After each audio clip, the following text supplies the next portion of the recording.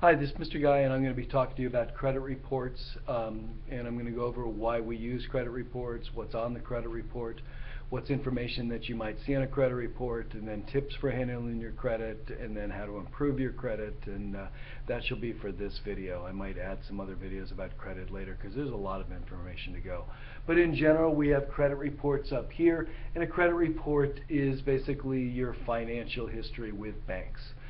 It doesn't have your basically utilities and information, but it's your bank credit. So it could be car loans, personal loans, credit cards, mortgages.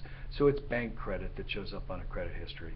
And it basically shows whether you're responsible or not. It'll say whether you pay your bills on time, which is within 30 days after the past due. It says whether you made a 30-day late payment, 60, 90, 120, and then normally they charge off any payments, and then it could show bankruptcy. Credit reports show your information for 10 years. They do list how long you've had a credit file, how many accounts you have. So it puts a lot of information on you. So it goes back 10 years on your addresses, it goes back 10 years on your aliases, your different names.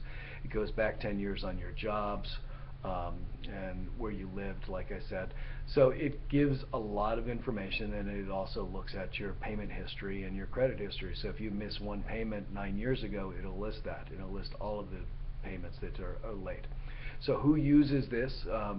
Banks use this to give loans or mortgages. Banks use this for credit cards or car loan applications or things like that.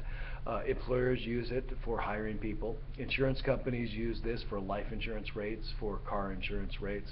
And that's very controversial, but they've had statistical reports that your credit basically correlates with accidents. So a lot of people don't like that, but you'll find that credit reports are used for many, many different things, not just for getting a loan.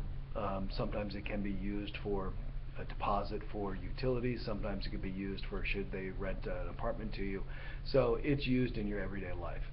Now, that's kind of like what is on the credit reports, all the information there. Just remember, it goes back 10 years. If you have one bad payment or two, it's on there. It says all the good. The key things that it looks at is credit usage. So it looks at how much credit you use, how much you're granted. It looks, do you pay on time? It looks at any inquiries.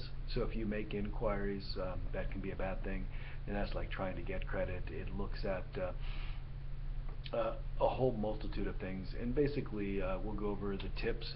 Tips for credit is one of my main things. What is if you have a credit card, don't use it unless you can pay it off at the end of the month. If you pay your bill off at the end of the month, you're golden, you're fantastic. You don't pay any interest to the bank, and you basically get to use their money. You pay it off, and there's no interest rate, and I just love that. And the banks like the people that don't pay it off. Banks love people that just pay the monthly minimum payment, because they're going to pay interest and interest and interest for 30 some odd years possibly, if that's all you're making a payment. So the main one is if you're going to use a credit card or any credit, pay it off at the end of the month. Another tip is if you have a $500 credit limit, only go up to at maximum 50%, go up to $250. Credit reports will report that what's best is 33% or less, so you can use that as a guide. So try to stay under your limit by at least half. If you go to the maximum of your limits, that's not good. People say you're using your credit, overutilizing that. Don't accept every credit card that's offered to you. You're looked at for your balances, you're looked at for usage, you're looked at for what you have. So if you have tons of credit cards, they might not give you a loan because you could use those credit cards in the future. They're open lines. So banks for car loans and different types of loans, mortgages would say, wow, you've got $30,000 worth of credit lines available to you. You're not using them now, but you could in the future, and that could be a negative. So only accept what you need, be careful with them, make sure that you pay them. And make sure you pay them on time. If the due date is the 25th, make sure you pay it on the 25th. If you don't, you're going to have a late fee. And normally the late fee is $25, $50, sometimes it can be more. So make sure you pay it on time. Pay it early if you can, because banks will, if you pay it on that date by a checking account, it might not be in effect. That payment might not hit for 1 or 2 days. So make sure you pay it on time. Make sure you pay it. And sometimes the best way is automatically through your checking account or automatically through your bank. Make sure you don't use a lot of credit. So make sure you're using 50% or less of the credit limit, or 33% as the credit reports say. Pay it monthly. That's the best rule that you can do, and just be very, very careful. Credit is good for you. You need it for a mortgage. You need it to rent a car. You need it for certain things. But what you don't want is to be the average American that has got 4 or 5 credit cards, and each one has got $8,000 balance, and you owe $40,000, which will be impossible for you to pay. Now, how do you pay it off? So that's a big key. Never pay the minimum payments. Pay extra.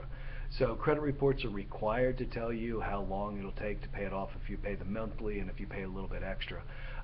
I would get on a plan and basically pay off the ones quickest that are the smallest balances, pay them off, get those out of the way, and take that monthly payment and use that for the next month. So it's kind of like you want to pay the early ones off and then keep taking those monthly payments and use them to pay off the other items. So you want to pay back the credit cards, the loans quicker. You want to pay them with more of a principal and interest payment, not just the minimum amount. Stick with the rule. Don't buy it unless you can actually pay for it. Make sure you pay it on time, because if you don't pay it on time, there's late fees, there's higher interest charges and things like that. And just stick with a plan to pay off your debt. Make sure that you pay off your debt before you save. Make sure you pay off your debt before any other entertainment things. Get that out of the way, because good credit is hard to fix.